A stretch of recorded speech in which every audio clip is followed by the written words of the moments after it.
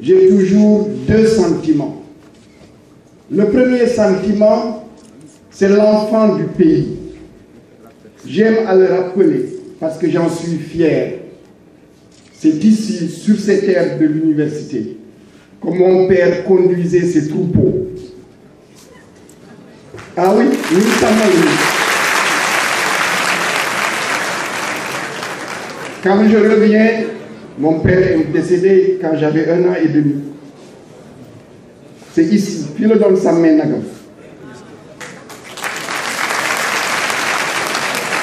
Le deuxième point, le recteur l'a souligné. Avec le recteur et quelques 8 collègues, nous fûmes à l'époque ceux qui avaient accepté sans aucune nomination de venir ici avec l'équipe qu'avait choisi l'État pour construire l'université de Saint-Louis.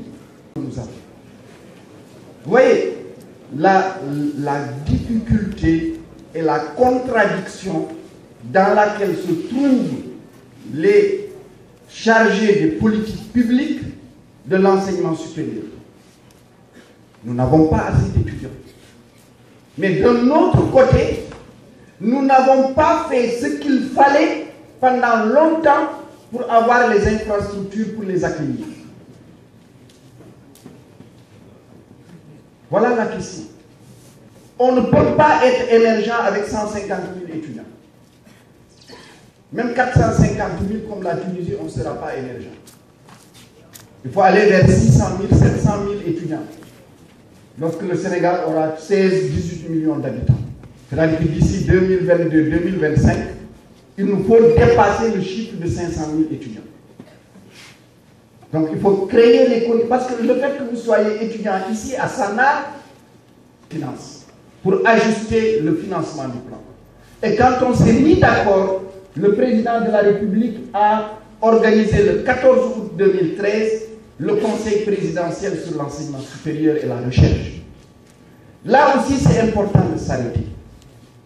C'est le premier conseil présidentiel dédié à l'enseignement supérieur depuis les indépendances. Ça veut dire qu'il a manqué un portage politique de l'enseignement supérieur.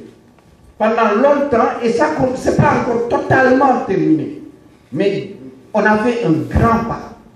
Pendant longtemps, l'enseignement supérieur était considéré simplement comme un espace à problème. Ce sont des masters professionnels, ça entre là-dedans. Quand on fait des formations d'avocats, de magistrats, ça rentre dedans. Et pour faire ce type de formation, on a besoin que l'étudiant, dans son espace de formation, il ait une réplique de son espace de travail. D'où la nécessité d'avoir des salles de travaux pratiques, d'avoir des laboratoires, d'avoir des ateliers. Et là encore, quand on dit salle de travaux pratiques, laboratoire et atelier, ce n'est pas seulement pour les scientifiques. Un espace qui reproduit un tribunal sera très utile pour ceux qui doivent être formés pour devenir de futurs magistrats. Cette année, tous les bacheliers des bacs en voie de disparition, parce qu'il y a des bacs en voie de disparition, c'est les bacs S1, ils disparaissent. Je vais vous donner un exemple. Il vous l'a rappelé, j'ai fait mon bac en 1975 au lycée Charles de Gaulle.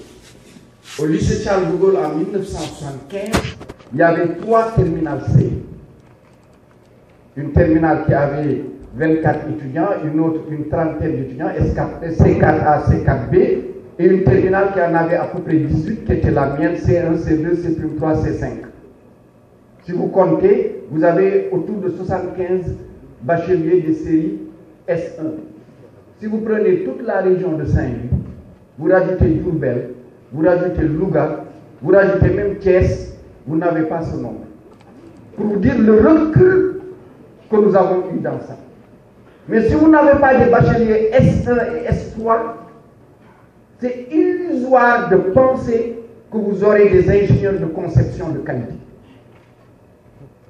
Et un pays qui veut être émergent, où il y a un besoin immense, automatiquement la bourse.